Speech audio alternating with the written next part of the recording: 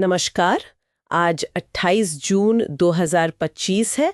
भारत नब्ज की आज की सुर्खियों पर हम थोड़ी गहराई से बात करेंगे।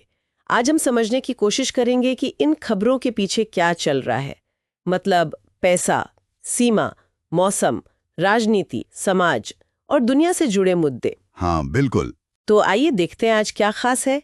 सेबी की एक बड़ी कार्रवाई है, मानसून की रफ्तार तेज है, भारत की ग्लोबल डिप्लोमेसी भी है, काफी कुछ है। हाँ, और ये खबरें ना ऊपर से देखने में भले ही अलग अलग लगे, पर इनके बीच आप देखेंगे गहरे कनेक्शंस हैं। और ये सब आम लोगों पर, देश की दिशा पर कैसे असर डाल रहा है, ये समझने की कोशिश करते हैं। चलिए अर्थव्यवस्था से शुरू करते हैं। सेबी मतलब SEBI ने मुंबई, अहमदाबाद, गुरुग्राम में एक बड़ा भंडाफोड़ किया है। करीब 3000 करोड़ का पंप एंड डंप घोटाला। 3000 करोड़, ये तो बहुत बहुत बड़ी रकम है ना? बिल्कुल। ये पंप एंड डंप मतलब जानबूझकर अफवाहें फैलाकर किसी शेयर की कीमत एकदम बढ़ा देना। अच्छा। तो फिर जब छोटे निवेशक मतलब आम लोग उसे खरीदने लगते हैं, तो वो अपने शेयर ऊंचे दाम पर बेचकर निकल जाते हैं। ओ, तो ये तो सीधे सीधे धोखाधड़ी हुई। हाँ, ये छोटे निवेशकों के भरोसे पर सीधी चोट है। तो सेबी की ये जो कार्रवाई हुई है, क्या लिए काफी है? मतलब क्या इससे आगे ऐसे घोटाले रुकेंगे? देखिए, ये दिखाता तो है कि सेबी जैसी संस्थाएं अब ज्यादा सतर्क हैं। डिजिटल तरीकों से जो ये सब हो रहा है, उससे निपटने के लिए तैयार हो रही हैं। पर यह ना एक तरह की चूहे बिल्ली की दौड़ है। रेगुलेटर नए नियम लाते हैं तो धोखेबाज वो नए तरीके निकाल लेते हैं। असर तो पड़ता है बाजार के भरोसे पर, ये तो है। और अगर दुनिया भर में देखें तो चीन की फैशन कंपनी है शीन। शीन वो फिर से हांगकांग में IPO लाने की तैयारी में है।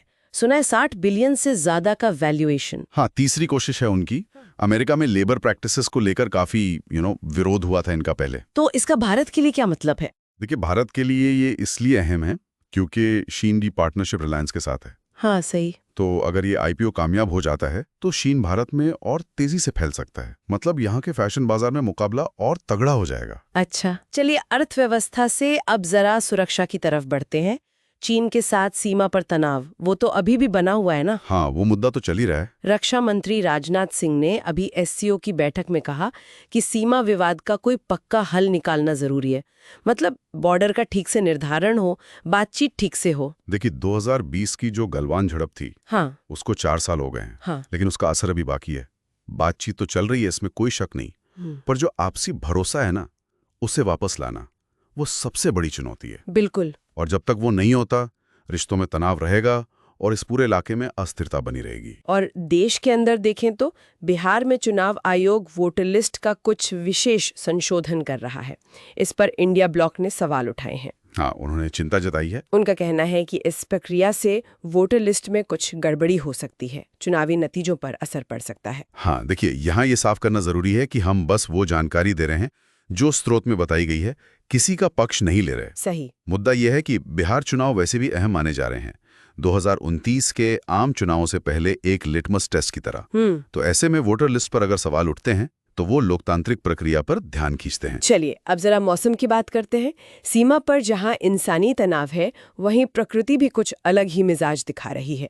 गुजरात में मानसून ने तो रिकॉर्ड ही तोड़ दिया। हाँ, बिल्कुल। सिर्फ 20 दिनों में साल का 30% पानी बरस गया, पिछले 10 साल में सबसे तेज। हाँ, और इसके दो पहलू हैं। देखिए, एक तरफ तो जो जलाशय सूखे थे उनके लिए राहत की बात है, लेकिन दूसरी तरफ अचानक इतनी बारिश से बाढ़ आ गई, फसलें बर्बाद हुईं, और दुख की बात है कि 30 से ज्यादा लोगों की जान भी चली गई। ये सोचने पर मजबूर करता है कि मौसम कितना कितना अप्रत्याशित होता जा रहा है। एक्सट्रीम वेदर इवेंट्स बढ़ रहे हैं।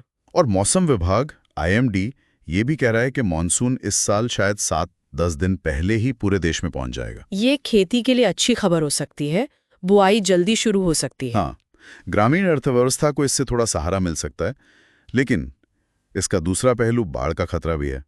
खासकर निचले इलाकों में तैयारी रखनी होगी। बिल्कुल। अब कुछ सामाजिक और कॉर्पोरेट जगत की खबरें। हाँ, अहमदाबाद में जो प्लेन हादसा हुआ था, हाँ, वो दुखद घटना। उसके कुछ दिन बाद AI एसेट्स कंपनी के 4 बड़े अधिकारियों का पार्टी करते हुए एक वीडियो सामने आया। अच्छा। और फिर उन्हें नौकरी से निकाल दिया गया।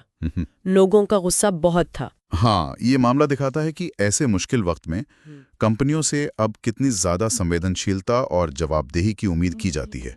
सोशल मीडिया के जमाने में अब कुछ छिपता नहीं है ना? और जनता की प्रतिक्रिया भी तुरंत आती है। सही कहा। लेकिन एक अच्छी खबर भी है, दिल को छू लेने वाली। कोलकाता से। अच्छा। एक 23 साल के लड़के अभिषेक दलुई एक हादसे में ब्रेन डेड हो गए थे। उनके अंगदान से चेन्नई और कोलकाता में कई लोगों को नई जिंदगी मिल रही है। अरे वाह। एक 10 साल की बच्ची भी है उनमें। अरे वाह। ये अंगदान की ताकत है। कैसे एक दुखद घटना भी दूसरों के लिए उम्मीद बन सकती है। जीवन का तोहफा, बहुत बड़ी बात है ये। बिल्कुल। और अब जरा दुनिया की तरफ देखें। प्रधानमंत्री मोदी 2 जुलाई से 5 देशों के दौरे पर जा रहे हैं। हाँ, लंबी यात्रा है। घाना, त्रिनिदाद और टोबैगो, अर्जेंटीना, ब्राजील, नामीबिया। एजेंडे में क्या है? ब्रिक्स प्लस समूह, ऊर्जा, व्यापार, प्रवासी भारतीय, ये सब मुद्दे हैं। हाँ, ये दौरा G20 और UNJ जैसे बड़े वैश्विक मंचों से ठीक पहले हो रहा है। तो ऐसा लगता है कि ये ग्लोबल साउथ यानी विकासशील देशों के बीच भारत की लीडरशिप को और मजबूत करने की एक कोशिश है। और आखिर में कुछ हल्का फुल्का मनोरंजन। WWE की दुनिया से। अच्छा। WWE रियाद में जॉन सीना और CM पंक का मुकाबला होने वाला है और कहा जा रहा है कि ये शायद जॉन सीना का आखिरी टाइटल मैच हो सकता है। ओहो, भारत में भी सोशल मीडिया पर इसकी खूब चर्चा चल रही है। हाँ, ये दिखाता है कि कैसे खेल और मनोरंजन की कोई सरहद नहीं होती, लोगों को जोड़ते हैं ये, और भारतीय दर्शक भी इन ग्लोबल इवेंट से कितना जुड़ाव महसूस करते हैं। तो ये थी आज की कुछ अहम खबरें और उन पर हमारी बातचीत।